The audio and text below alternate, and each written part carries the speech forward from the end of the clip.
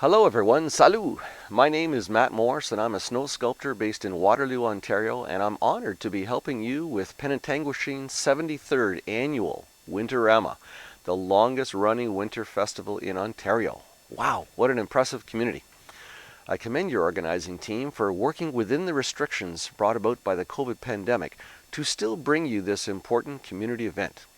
I'll be helping you get ready for the Rotary Winterama Snow Sculpture Contest, and the theme they have picked this year is Tribute to Essential Workers.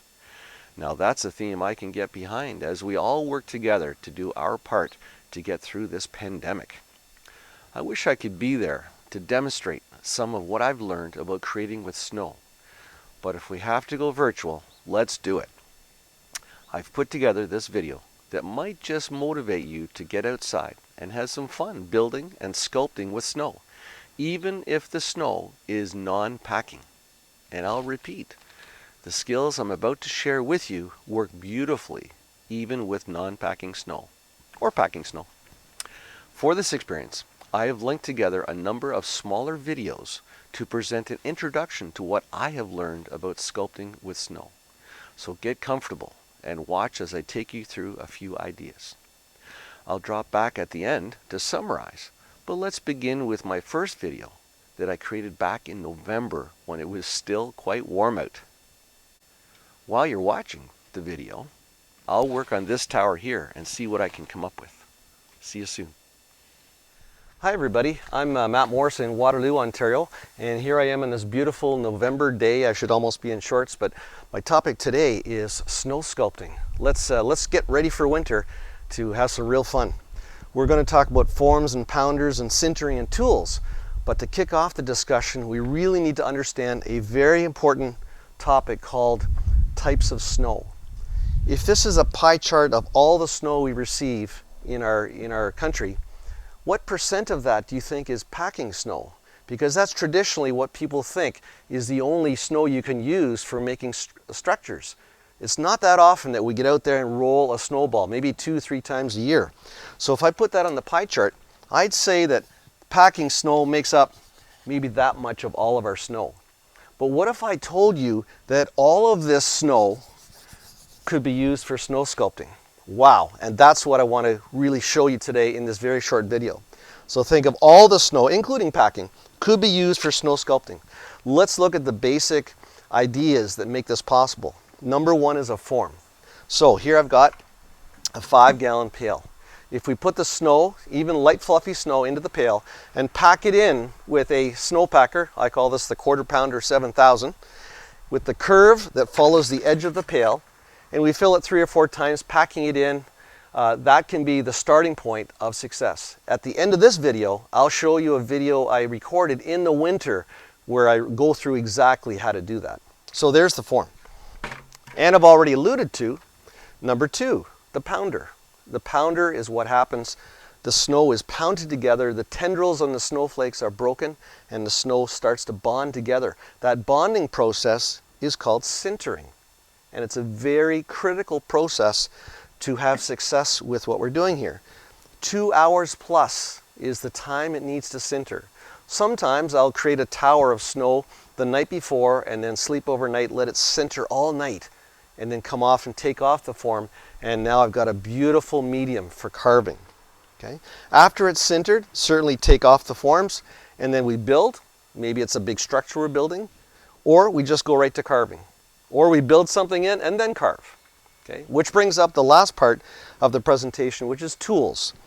Basic tools for kids, I would recommend a plastic spoon is a great tool. A plastic knife is a good tool. Or even a cake decorating spatula. Okay? All safe. And safety, of course, is very important, especially when we're out in the snow and potentially slipping. If you're an adult, or maybe kids with adult supervision, you want to bring in more tools. Very handy for taking off big chunks. Another saw, which has a bend to it, which can also be a great tool. And here's 3 other ideas. A cheese grater wrapped around a trowel is a great way to smooth off edges and make more profiles within your sculpture. A grapefruit knife, although very dangerous, is a very good tool. Serrated on both sides with a bend, and that becomes great for detail.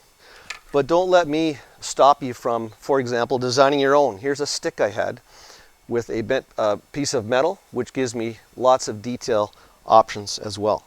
Okay, so before I finish, let's take a quick look again. We've got forms, and I'm about to show you some other forms that I've got. Pounding it in is so key. Letting it sinter for at least 2 hours, but maybe even overnight. And then a variety of tools that you'll learn to explore with and try out. Let's take a look now at the other forms I've got in my backyard here. So there's the 5-gallon pail with its related pounder. And here's one I made out of plywood. And on my website, there's lots of info on how you can have success with plywood forms. That's if you want to go a little bigger right off the bat. And then what I've been using is these 3mm HDPE plastic sheets that are 2 feet by 8 feet. And I've got 3 of them here, but I often go up to 8 feet tall. So creating that initial form is really a big part of the secret. So thanks for watching today. There's lots more information on my website. If you type Snowbank Productions into the internet, you'll get all kinds of information, including links to a free snow sculpting club, tool reviews, and lots of other information to help you have fun this coming winter. Let's watch that video now from the winter of how I actually pound the snow into that pail. Have fun. Now for all your do-it-yourselfers, it's easy to suggest that you can also fill a pail. Here's a 5-gallon or 18-liter pail, and if you fill this up and then again pound the snow in, you can have a lot of fun. Here's a little mini pounder I've designed, again with the curve to match this pail. I made it for a bunch of the kids in the neighborhood and they're having a lot of fun. And you pound it in. It's pretty messy, but don't worry. Follow the outside curve and then fill it up again. I'll do it very quickly. Fill it up. You do a little more pounding than I'm doing here. And once it's really full, you would really fill it. Grab the handle and flip it. Now to be safe, you could leave this for 2 hours. Then the release procedure is as follows. Up and twist quickly. Now I'm going to attempt to pull this off. It looks beautiful, but it's very fragile. If you can get it off right away, let it sinter for a couple of hours and then play with it. Carve it, move it around, build a structure. Now let's do a test to see how fragile it is at this point.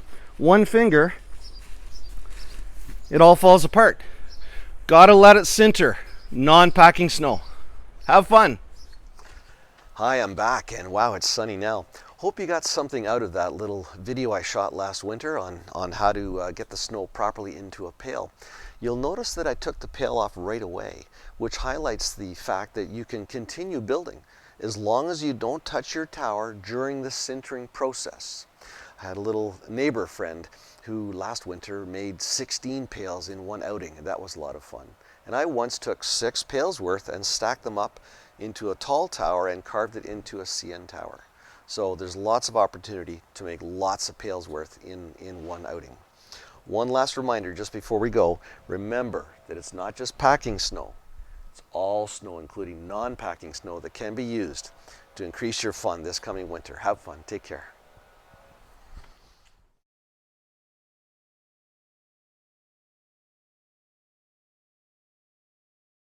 Hi everybody, Matt Morris here in Waterloo, and I'm about to drop this 32-pound piece of LRT track on both of these towers.